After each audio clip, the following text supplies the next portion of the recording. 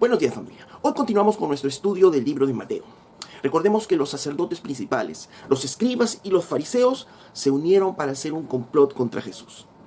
Pero luego en el verso 14, más adelante de este mismo capítulo 26, vemos a Judas ofreciéndose para entregar a Jesús. Dos pasajes terribles de traición hacia Jesús. Pero en medio de estos pasajes, Mateo inserta una pequeña historia que contrasta justamente las dos anteriores. Mientras unos lo rechazan y lo traicionan, esta historia nos habla de una mujer con una adoración extravagante, de una adoración que va más allá de lo común, con una adoración no vista así nada más, con una adoración poco común, con una adoración, vuelvo a decir, extravagante. Y extravagante justo nos habla de ¿qué? De algo que sobrepasa los límites, de algo raro, de algo exageradamente peculiar. Y esta es la adoración que justamente nos muestra Mateo en estos versículos, del versículo 6 al 13. Leamos entonces las escrituras. Dice Mateo 26, verso 6. Y estando Jesús en Betania, en casa de Simón el leproso, vino a él una mujer con un vaso de alabastro de perfume de gran precio, y lo derramó sobre la cabeza de él, estando sentado a la mesa. Al ver esto, los discípulos se enojaron diciendo: ¿para qué este desperdicio? Porque esto podía haberse vendido a gran precio y haberse dado a los pobres. Y entendiéndolo Jesús les dijo: ¿por qué molestáis a esta mujer? Pues ha hecho conmigo una buena obra. Porque siempre tendréis pobres con vosotros, pero a mí no siempre me tendréis. Porque al derramar este perfume sobre mi cuerpo, lo ha hecho a fin de prepararme para la sepultura.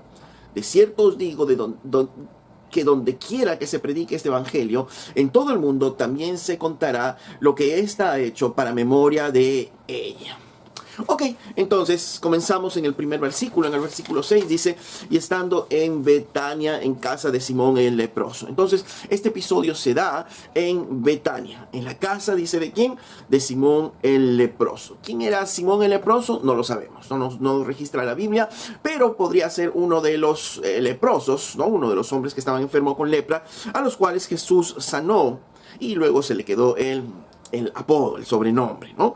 Definitivamente no podía estar en esos momentos enfermo de lepra, porque socialmente era imposible que un hombre esté en su casa con lepra. Tenía que salir, recordemos, estar aislado totalmente. Es más, no podía estar dentro de la misma ciudad. Tenía que estar caminando con una señal, con una campanilla, para saber que él estaba y la gente pueda huir, separarse de él, para que no se contagie la lepra, ¿no? Esta era la creencia en ese momento.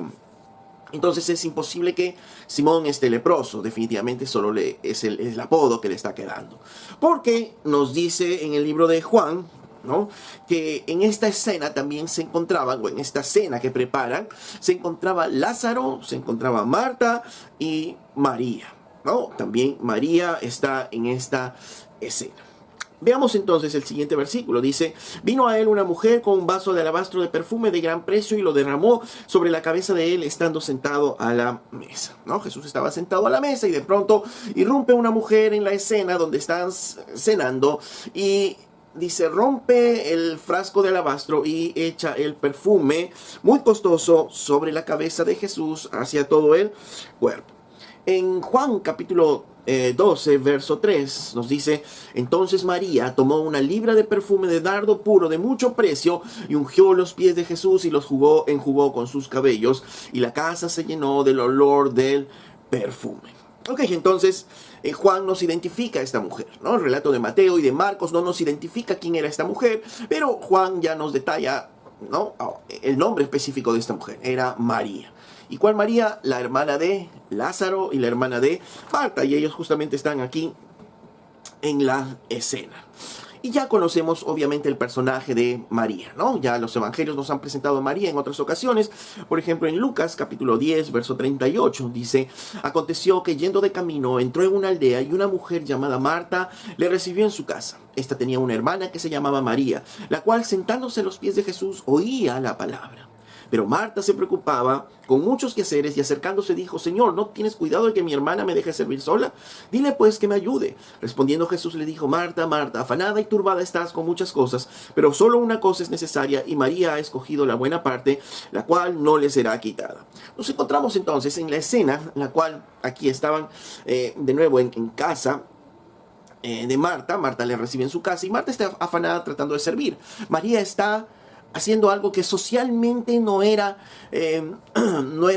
concebido en esos tiempos.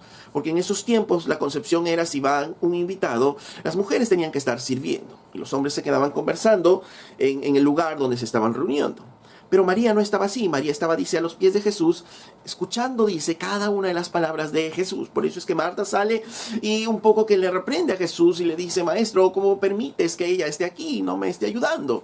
¿No? Y Jesús le dice: Marta, tú estás muy afanada y turbada, en cambio María ha escogido la mejor parte y la cual nadie le podrá quitar, ¿no? Entonces nos encontramos con una María a los pies de Jesús, escuchando sus palabras, deleitándose de la palabra de Dios. En Juan capítulo 11, verso 32, nos presenta a María aquí, cuando Lázaro, su hermano, muere y ellos están en el funeral y Jesús llega, recordemos, 2 días después, y entonces María llega a verle a Jesús llega a ese lugar y le informan a Marta y María que Jesús había llegado, y esta fue la reacción de María, dice. María, cuando llegó a donde estaba Jesús, al verle, se postró a sus pies diciéndole: Señor, si hubieses estado aquí, no habría muerto mi hermano. Entonces Jesús, al verla llorando y a los judíos que la acompañaban también llorando, se estremeció en espíritu y se conmovió. ¿Cómo nos presenta Juan aquí a María? María apenas escucha, ella está en su dolor, ella está llorando a su hermano muerto. Pero apenas escucha que Jesús llegó, ella corre donde Jesús y de nuevo, ¿dónde se presenta? Se postra delante de Jesús. Está a los pies otra vez de Jesús y le dice con mucha certeza, le dice a Jesús: si tú hubieras estado aquí, no habría muerto mi hermano. Ella tenía una gran confianza en Jesús, de que si él hubiera estado ahí, nada le hubiera pasado a su hermano. Ella creía en Jesús, tenía confianza, amaba a Jesús, estaba ahí, se sentía segura con Jesús, ¿no? Entonces, ya los evangelios nos dan una idea de María. María era una mujer que amaba mucho a Jesús y le gustaba estar, ¿a dónde? A los pies de Jesús. Le gustaba siempre estar a los pies de Jesús, le gustaba escuchar sus palabras, ella tenía confianza en Jesús, ella se sentía confiada en Jesús y amaba su palabra. Amaba lo que decía Jesús, le gustaba, le encantaba y estaba ahí deleitándose con todo lo que decía Jesús. Esta es María. A María que encontramos ahora en el pasaje nuevamente de Mateo. Estando en la casa de Simón el leproso, había una cena organizada donde estaban Lázaro, Marta estaba sirviendo, nos cuenta Juan, y de pronto irrumpe María, dice, con un vaso de alabastro y con una libra de perfume, como nos cuenta Juan, ¿no? Recordemos, el vaso de alabastro es un vaso de cerámica muy especial para el perfume. Y como todos los perfumes, ¿no? Tenía una base bastante ancha y, por decirle, el ingreso muy estrecho, ¿no? Era como un pomito de aceite, de perfume, como los que hay muchos el día de hoy. ¿Y para qué era estrecho en el pico? Para que el perfume se pueda dar de a pocos, ¿no? Porque era un perfume muy costoso, ¿no? El mismo evangelio dice: un vaso de alabastro de perfume de gran precio. Juan nos detalla que es un perfume de nardo puro. Y este nardo puro lo derrama sobre la cabeza de Jesús.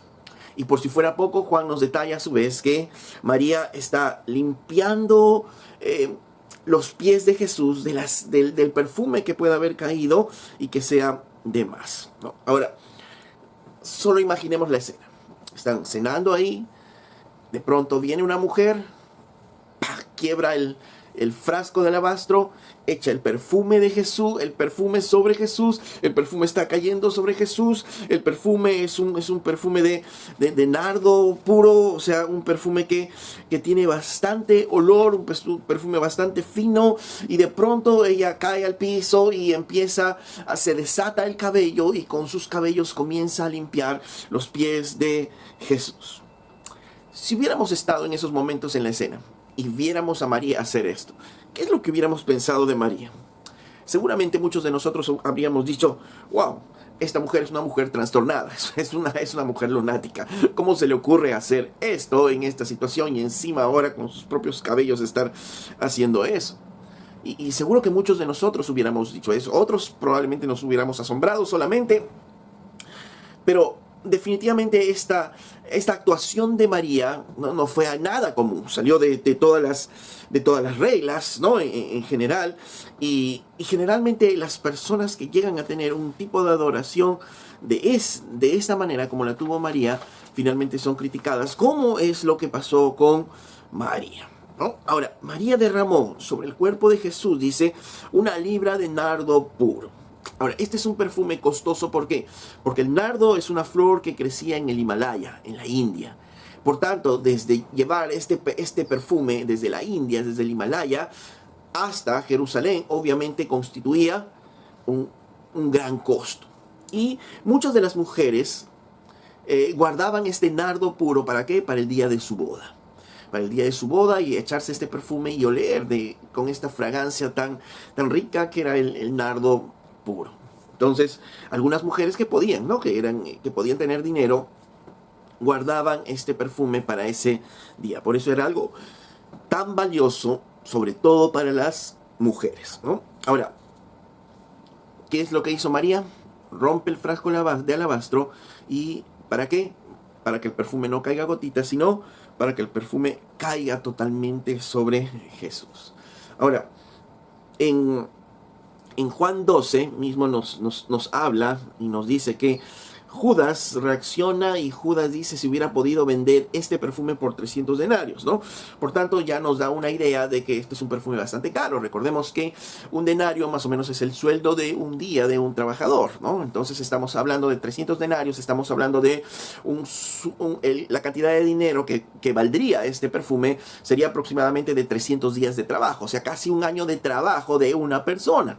Es un perfume carísimo. Ahora te pones a pensar, ¿no? Cuánto ganas diariamente y multiplícalo por 300, ¿no? Que sería más o menos el sueldo de un año, ¿no? de una persona. Era un perfume bastante caro. Ahora, quiebra el frasco, todo el perfume cae sobre la cabeza, luego el cuerpo de Jesús, y obviamente va a llegar al piso. Ahora,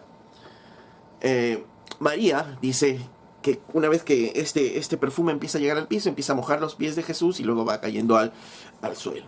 Entonces, ¿qué hace María? María, lo siguiente que hace, nos cuenta Juan, es a los pies de Jesús se desata el cabello y ella empieza a secar, ¿no? Los pies de Jesús de todo este exceso de perfume que está cayendo sobre los pies de Jesús, ¿no? Y obviamente, recordemos que socialmente la mujer judía no se soltaba el cabello así nada más en medio de hombres, en medio de esa sociedad, porque era mal vista. Ahora, en toda mujer y en todo tiempo, siempre el cabello ha sido algo muy especial para la mujer, ¿no? Un cabello bien arreglado hace sentir a una mujer muchas veces muy segura y muy bella, ¿no? Un cabello mal arreglado a veces hace sentir mal a una mujer. Entonces, esta reacción al cabello era muy natural, tanto así que Pedro y Pablo también, ¿no? Escribieron acerca del cabello, ¿no? Haciéndole ver a la mujer que no era con peinados ostentosos que tenían que adorar, sino con su conducta, ¿no? ¿Por qué? Porque la vanidad igual de la mujer, ¿no? Con su cabello igual era en ese tiempo. Pero María no tuvo ningún reparo de usar sus cabellos como toalla, digamos, de los pies de Jesús, ¿no? Sí, porque eso fue exactamente, ¿no? Usó sus cabellos como toalla de los pies de Jesús, ¿no? Ahora, imagínense cómo quedó esos cabellos, ¿no? Después que hizo este acto, ¿no? Todos desarreglados, todos despeinados, ¿no? Y obviamente con un olor fuertísimo a nardo, ¿no? Es para la mujer y para lo que constituía en esos tiempos y en esos momentos el soltarse el cabello y hacer este gesto era como si María rindiese su feminidad a Jesús, ¿no? Como un acto de adoración hacia Jesús, ¿no? Pero nada de esto detuvo a María para adorar de esta manera a su Señor. Nada de esto detuvo a María para ofrecer esta adoración extravagante a Jesús, ¿no? Recordemos que nada la detuvo para demostrar su amor y adoración, ¿no? A veces como creyentes muchas veces decimos, no, sí, nosotros amamos al Señor, nosotros adoramos al Señor, pero nuestras acciones no expresan eso. esta mujer no solo sentía, sino quería expresar a Jesús esta adoración y no le importó ni el protocolo social. En otras palabras, ¿no? Las mujeres tenían que estar, habíamos dicho, sirviendo a la mesa. Marta estaba sirviendo a la mesa. Eso no le importó romper ese protocolo social porque ella quería adorar a su Señor, ¿no? A veces, ¿no?, las personas dejan de hacer algo por el Señor por estar mirando el protocolo social. ¿Qué dirán las otras personas? A María no le interesó eso. María no le interesó eso, el protocolo social. Tampoco le interesó el costo del perfume. Era un perfume carísimo, nos dicen las escrituras. Casi un año de trabajo, ¿no? Pero no le interesó eso para poder adorar a su Señor. Tampoco le interesó la inclinación natural de su decoro femenino, ¿no? Al poder soltarse el cabello y estar usando de toalla para los pies de Jesús, ¿no? No le interesó tampoco ello. Y tampoco el hecho de recibir críticas como las tuvo por este acto. ¿Y por qué iba a recibir críticas? Justamente porque iba a romper el protocolo social. Ella tenía que estar sirviendo y ahora estaba haciendo esta locura. Ella debía guardar este perfume, pero ¿qué hizo? Rompe el vaso de alabastro y lo derrama sobre Jesús. Y ahora se suelta el cabello y usa su cabello como toalla, ¿no? Realmente ella rompe muchas cosas. ¿Para qué? Por mostrar su adoración, esta adoración extravagante, esta adoración rara, esta adoración que sale de todo el protocolo, digamos, para su Señor. Ahora, obviamente, este tipo de acción va a presentar ¿qué? Una reacción. A ver, vamos a ver ahora la reacción de las personas que están ahí presentes, ¿no? En Juan capítulo 12, verso 4, nos dice justamente uno de los primeros que reacciona a esto es Judas, ¿no? En Juan 12, 4 dice, y dijo uno de sus discípulos, Judas Iscariote, el que había de entregar a Jesús, ¿por qué no fue este perfume vendido por 300 denarios y dados a los pobres, ¿no?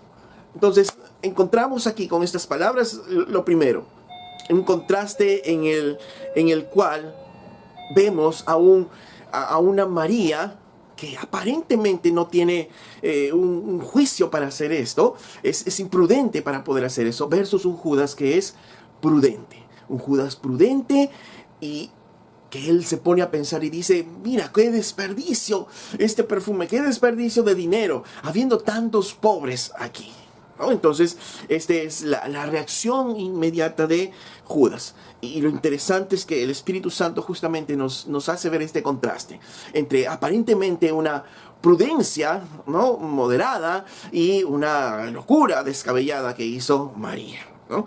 Pero si seguimos leyendo el capítulo 12 de Juan, el verso 5 dice, ¿por qué no fue este perfume vendido por 300 denarios y dados a los pobres? Verso 6, pero dijo esto no porque se cuidara de los pobres, sino porque era ladrón y teniendo la bolsa sustraía lo que se echaba en ella, ¿no? Entonces, Juan nos hace ver la verdadera intención de Judas. Aparentemente sonaba como alguien moderado, como alguien prudente, vamos a pensar en los pobres, ¿no? Pero detrás de eso había otra intención que solo el Señor podía verla y que Juan nos hace ver a través de este texto. ¿Y cuál era esa intención? Es que él era ladrón. Y como ese dinero supuestamente, esto hay que venderlo y darlo a los pobres, él iba a coger ese dinero y se iba a guardar para él mismo. Y nos encontramos entonces con este bello contraste.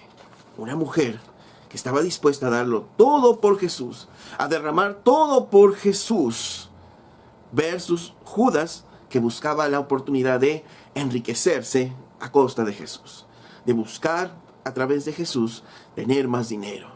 En cambio, María no le importaba, ¿no? Y al contrario, lo entregaba todo por su adoración hacia Jesús, ¿no? Entonces encontramos este bello contraste que nos muestra aquí Juan, ¿no? Y esto debe hacernos preguntar algo. ¿Cuál de estas dos posiciones nosotros tenemos? ¿En cuál de estas dos posiciones estamos nosotros, no? Porque este mensaje definitivamente cuestiona obviamente nuestros pensamientos, cuestiona aún muchas de nuestras actitudes. Porque a veces para darnos al Señor, queremos darlo, queremos hacerlo, pero de pronto surge, no, hay que ser prudentes, hay que ser moderados, y entonces esa prudencia y esa moderación o en esa prudencia y esa moderación nos escudamos, y escudamos ¿qué? Nuestra mezquindad finalmente, en poder dar al Señor. Porque eso es lo que ocurrió con Judas. Judas ocultó sus verdaderos intereses. María no. María no ocultó su interés. Su único interés era adorar, era servir al Señor. A veces cuando queremos hacerlo, entonces nos ponemos prudentemente y decimos, no, hay prudencia. No podemos estar orando tantas horas, no podemos estar leyendo la palabra tantas horas, no podemos estar yendo a la iglesia tantas veces, no podemos estar ofrendando tanto dinero, no. Entonces surge esas limitaciones, ¿no? a nuestro dar, al entregarnos al Señor, ¿no? Porque miren lo contradictorio que es. Si alguien entrega sus esfuerzos, su tiempo, su dinero para conseguir cosas del mundo, las personas le aplauden. Las personas le aplauden, ¿no? Claro, uno que ocupa su tiempo de repente en estudiar y ocupa ese dinero en maestrías, en posgrados, ¿no? Y invierte todo ese dinero en tener todos esos títulos, todo ese tiempo, todo ese esfuerzo, todo ese sacrificio. Entonces, aplausos. El mundo lo aplaude y muchos en la iglesia también. ¿Y tiene algo de malo? No. Pero miren, cuando una persona quiere entregarse así a Jesús, ¿no? Quiere entregarse así en todo su tiempo, todo su esfuerzo. Quiere entregar todo lo que es y todo lo que tiene, aún sus bienes, dinero y todo al Señor a través de la iglesia. Entonces empiezan a criticarlo, empiezan a decirle, no, es un derroche, es un desperdicio, eres un fanático, eres un extremista, no, hay que hacerlo todo con moderación. ¿Por qué? Por la hipocresía muchas veces que hay en nuestros corazones. Ryle decía que un corazón frío siempre va a frenar la mano. Un corazón frío para el Señor siempre va a frenar que nosotros hagamos algo más por el Señor. Y una vez más, tenemos que entender algo. Cuando una persona realmente entiende lo pecador que ha sido y lo pecador que es, y entiende la misericordia de Dios y la gracia de Dios extendida, entonces no va a temer perder ni su tiempo, ni sus sentimientos, ni su dinero por darle a su Salvador. Y al contrario, va a tener temor de dar demasiado a eso al mundo, de dar su tiempo, de dar su esfuerzo, de dar su dinero al mundo. ¿Por qué? Porque entendimos el amor de Dios. Porque entendimos de dónde salimos, porque entendimos de dónde nos sacó el Señor. Pero cuando no entendemos eso, obviamente, como dice ese dicho, ¿no? El corazón frío va a frenar la mano. Porque, ¿cómo voy a dar tanto para el Señor? No. ¿Cómo voy a dar tanto de mi tiempo? No. ¿Cómo voy a dar tanto el tiempo a la iglesia? ¿Cómo voy a dar tanto en mis esfuerzos en servir? No. ¿Cómo voy a dar tanto tiempo en la lectura de la palabra? No. ¿Cómo voy a dar? Empezamos a mezquinar porque no llegamos a entender la profundidad de nuestro pecado y de la misericordia y el amor de Dios para con nosotros, ¿no? Generalmente nuestro corazón egoísta quiere ganar y retener todo en este mundo, ¿no? Pero recordemos que todo lo que queremos ganar y retener en este mundo finalmente lo perderemos, finalmente se irá. ¿Qué se va a quedar con nosotros? Nuestros estudios, nuestros títulos, nuestros galardones, nuestro esfuerzo, nuestros ahorros. ¿Qué va a quedar? Nuestras habilidades, ¿qué va a quedar? Una vez que nos muramos, no va a quedar nada de eso. Y simplemente estaremos haciendo tesoros en la tierra.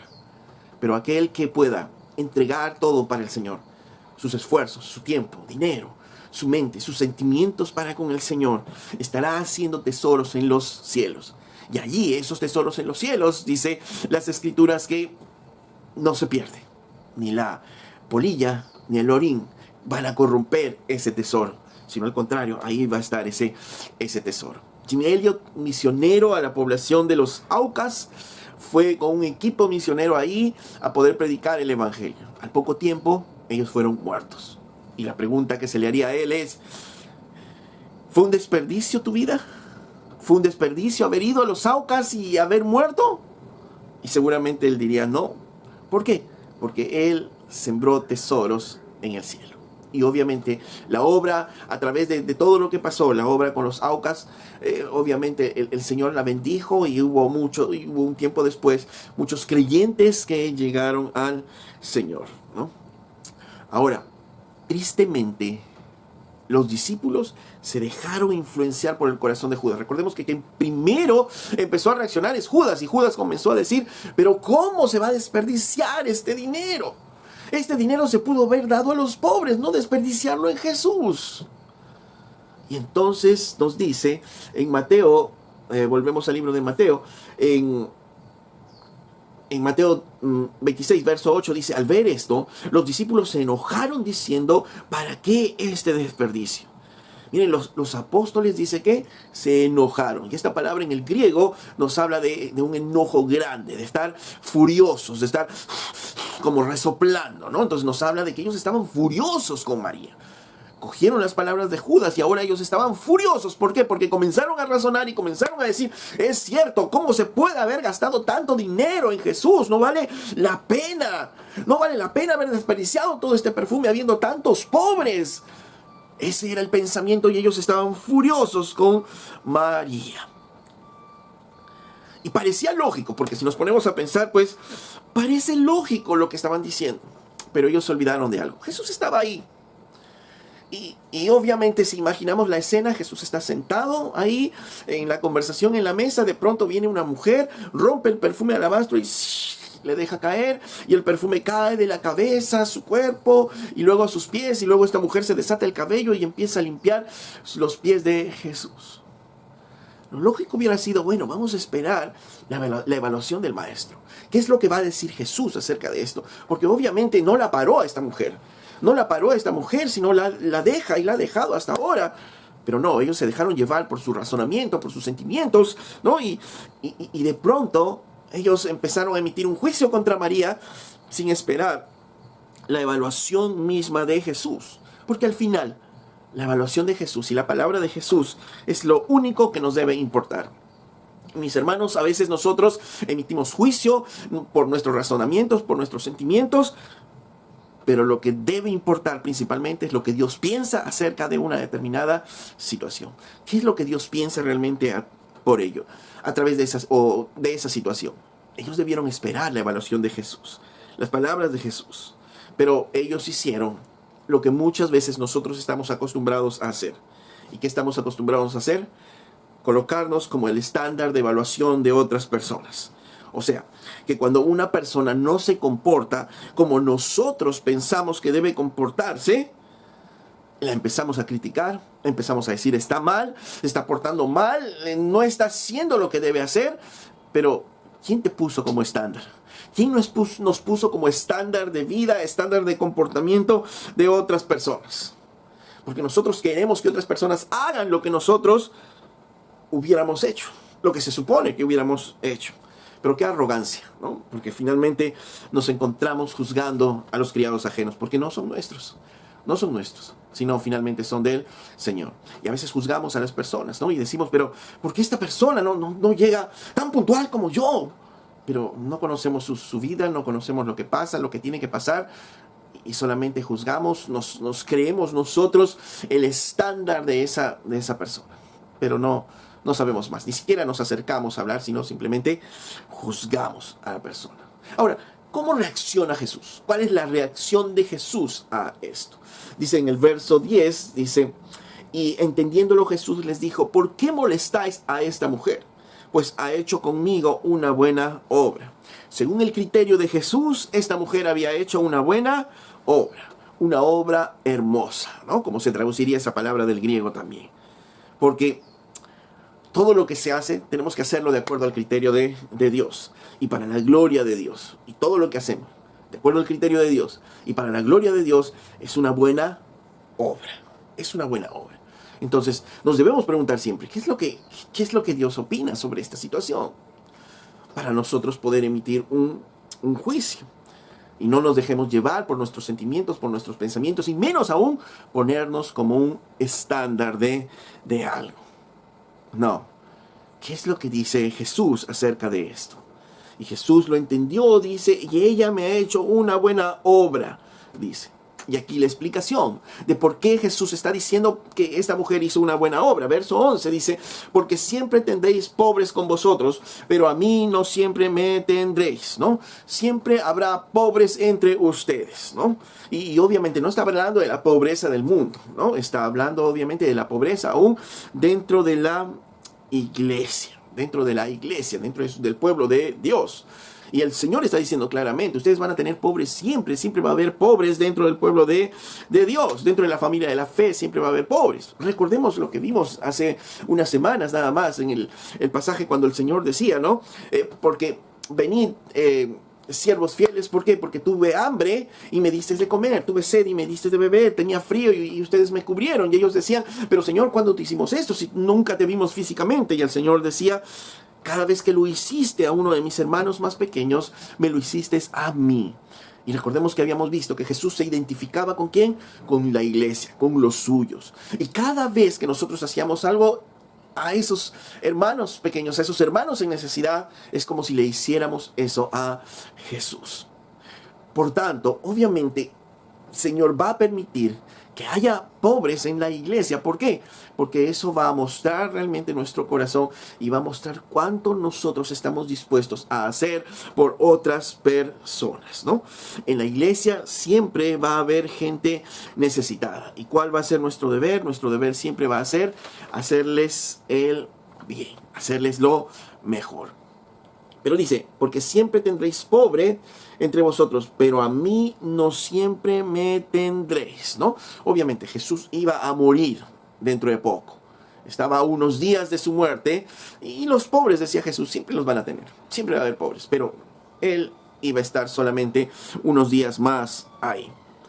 Jesús estuvo diciendo ya hace un tiempo atrás, diciéndoles a ellos, voy a ir a Jerusalén, ahí me van a matar, me van a crucificar, voy a morir y voy a resucitar.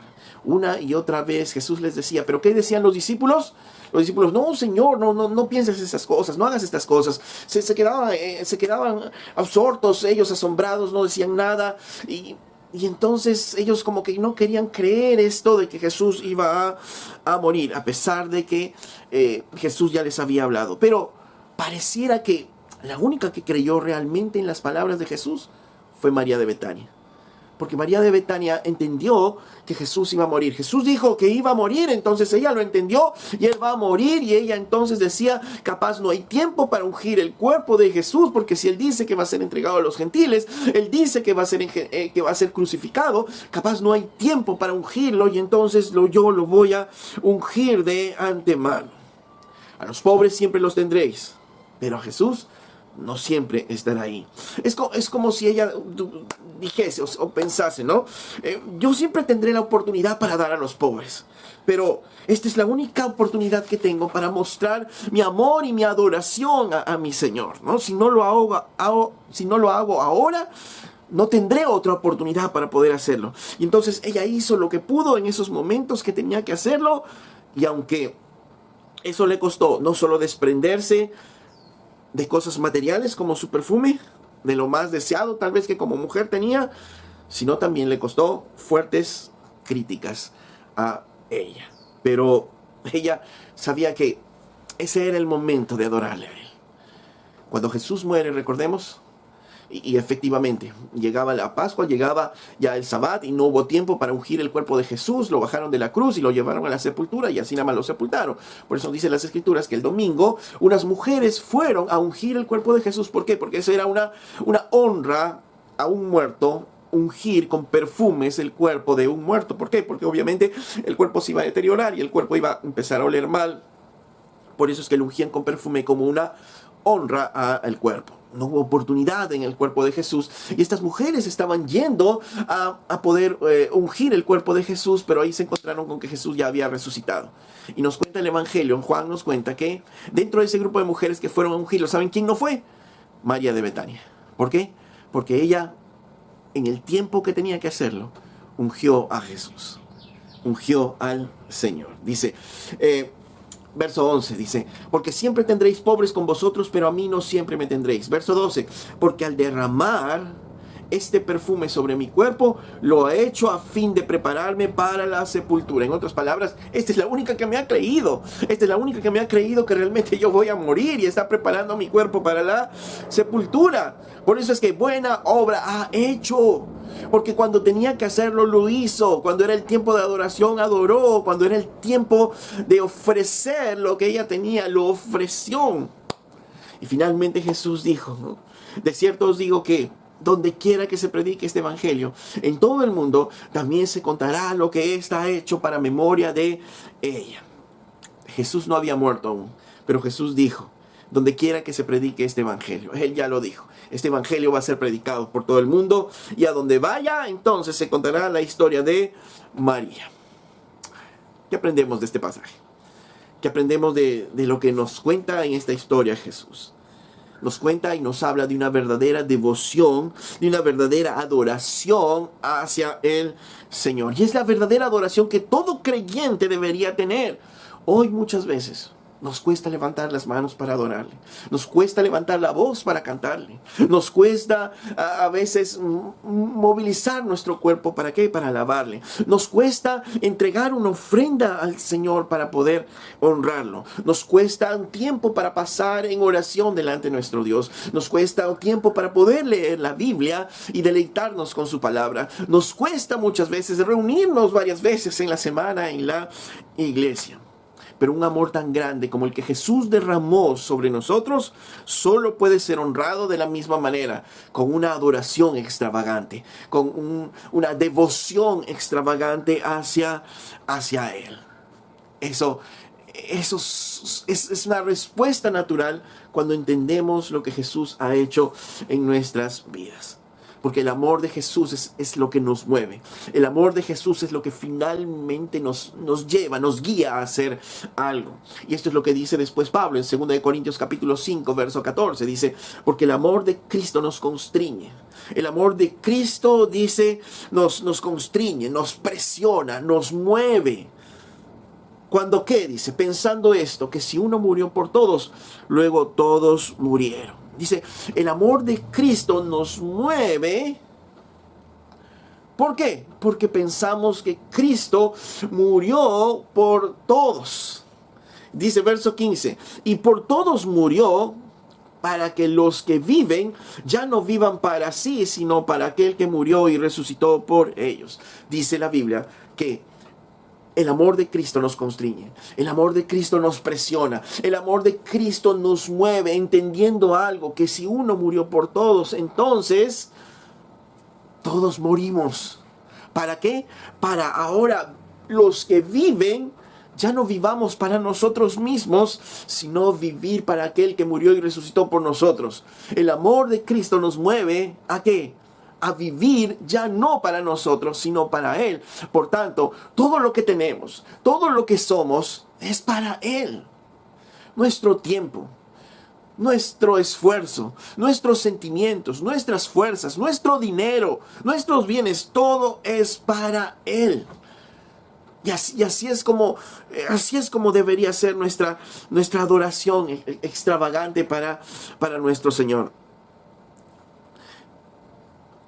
Y esto nos debe llevar a preguntarnos, ¿cuánto de lo que tenemos realmente es de Cristo? O si somos creyentes, obviamente decimos, no, nuestra vida es de Cristo. Y sí, así es, amén, nuestra vida es de Cristo, Él compró nuestra salvación y nuestra vida para Él, pero mientras que vivamos aquí, dice, no para vivir para nosotros, sino para vivir para Él. Si Él murió por todos, es para que no sigas viviendo para ti, sino vivir para Él. Y lo que puede ser extravagante para unos, de repente no es extravagante para otros, ¿no? Cada uno de nosotros va a tener una forma peculiar de adoración, de entrega a su Señor. Por ejemplo, recordemos,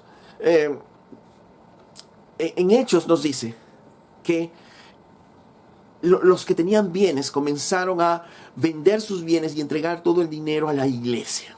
¿Para qué? Para los pobres que estaban surgiendo en ese momento en la iglesia.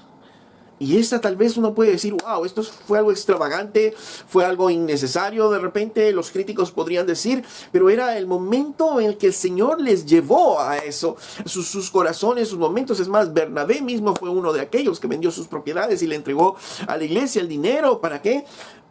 Para que la iglesia pueda administrarla, pero obviamente eso lo hizo él porque el amor de Cristo lo movió a hacer algo, ya no para vivir para él, sino para vivir para los demás. Por otro lado, también tenemos en las Escrituras la viuda que echó, recuerden, un cuarto de centavo al arca de las ofrendas, y Cristo la alaba. ¿Por qué? Porque de su pobreza dio todo lo que tenía, ¿no? Y para esta mujer, para la viuda, esa fue una adoración extravagante que nadie lo podía hacer porque echó todo lo que tenía. Y dice, cuando termina este relato, cuando hizo María esto, Jesús dijo, en todo lugar que se predique el Evangelio se contará esta historia, porque esta historia nos recordará cómo es que nosotros debemos adorar realmente a nuestro Dios. Como humanos se nos olvida, como humanos a veces nos limitamos para hacerlo, pero María y su adoración extravagante nos recuerdan realmente cómo debemos entregar nuestros corazones y nuestras vidas a nuestro Señor. Porque nuestro Señor es un Dios que no olvida nada, que no olvida nuestras adoraciones, que no olvida nuestros esfuerzos por Él. En 1 Corintios capítulo 4, verso 5 dice, así que no juzguéis nada antes de tiempo hasta que venga el Señor, el cual aclarará también lo oculto de las tinieblas y manifestará las intenciones de los corazones, y entonces cada uno recibirá su alabanza, dice. Dice, no juzgues, cuidado, y esto nos dice a nosotros, cuidado, no juzgues antes de tiempo. Tienes que tener mucho cuidado, ¿no? Mucho cuidado. Porque el Señor es el que verdaderamente aclarará las intenciones del corazón, lo oculto que hay en las tinieblas. Y entonces recibirá la alabanza. En otras palabras, el Señor es un Señor, nuestro Dios es un Señor que no se olvida muchas veces de las pequeñas cosas que hacemos por Él. Y de repente, Él no se va a olvidar. En el momento que te quedaste callado, cuando debiste quedarte callado, cuando te costó quedarte callado, de repente en esos momentos que te sentiste con ganas de hablar, pero te quedaste callado porque tenías que quedarte callado, y Él te mirará y te dirá, bien, yo te vi ese día, aunque nadie lo supo, pero yo te vi. Y entonces dice que Él mostrará lo que hay en el corazón y recibirás, ¿qué? Alabanza. El Señor nos dirá, ¿sí lo que pasó? Yo sé lo que pasó, que cuando fuiste al banco en aquella oportunidad, tuviste que quitar los ojos de aquella mujer que se vestía de una manera muy atrayente, pero tú quitaste tus ojos y te fuiste porque preferiste no pecar contra mí. Y aunque nadie te vio, yo te vi. Y ahora te alabo por eso. ¡Wow! El Señor dirá de repente, yo te vi como maestro de escuela dominical. Te vi cuando te pasaste esas 3 noches tratando de entender el tema, la lección que ibas a dar a los niños, y que te quedaste hasta muy tarde el día viernes por hacer todos los materiales para los niños, y diste la palabra ese día para con los niños, y tal vez ni los padres te agradecieron y nadie te agradeció, pero yo lo vi. Yo vi tu esfuerzo, yo vi tu sacrificio, yo vi lo que hacías, porque Él aclarará lo oculto, dice, los corazones, las intenciones del corazón, porque cuando lo hacemos como para el Señor nos dará, ¿qué? Su alabanza. Es como un padre, ¿no? Los padres que hacemos a veces cuando nuestros hijos hacen los garabatos, nosotros los colgamos en nuestra pared, ¿no? ¿Por qué? Porque eso es lo más hermoso para nosotros. Si son dibujos perfectos, no, sabemos que no son, pero amamos esos dibujos imperfectos y los tenemos ahí como un recuerdo del amor de ellos. Y Dios es así con nosotros también, porque ante Él nada de lo que hacemos es bueno, ¿no es cierto? Nada de lo que hacemos es justo, nada de lo que hacemos va a ser perfecto, todo va a ser imperfecto en todo lo que hagamos. Nuestra alabanza será imperfecta, nuestra adoración imperfecta, nuestro servicio en la puerta como mujer será imperfecto, nuestra prédica será imperfecta, mucho de nuestro servicio será imperfecto. Pero ¿saben qué? El Señor pondrá cada uno de esos como dibujos, ¿no? de pequeños, ¿no? Nuestro servicio a Él, porque Él sabe las intenciones de nuestro corazón. Él sabe nuestro esfuerzo. Él sabe realmente cuando dimos esa ofrenda, si realmente era una ofrenda de corazón, o lo dimos porque otras personas nos iban a ver, o lo dimos por un compromiso, o mentimos de repente. El Señor sabe.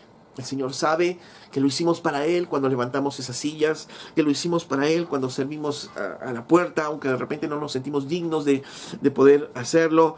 El Señor conoce nuestros corazones. El Señor conoce nuestra vida, la intención de nuestro corazón. El Señor sabe lo que hay en nosotros, ¿no? Y este tipo de devoción, este tipo de amor, este tipo de adoración extravagante viene de un corazón que ama y que conoce a Jesús. A Marta la encontramos, ¿qué? Haciendo cosas. Sirviendo, sí, pero siempre está afanada en hacer cosas. Pero María, ¿cómo conoce a Jesús?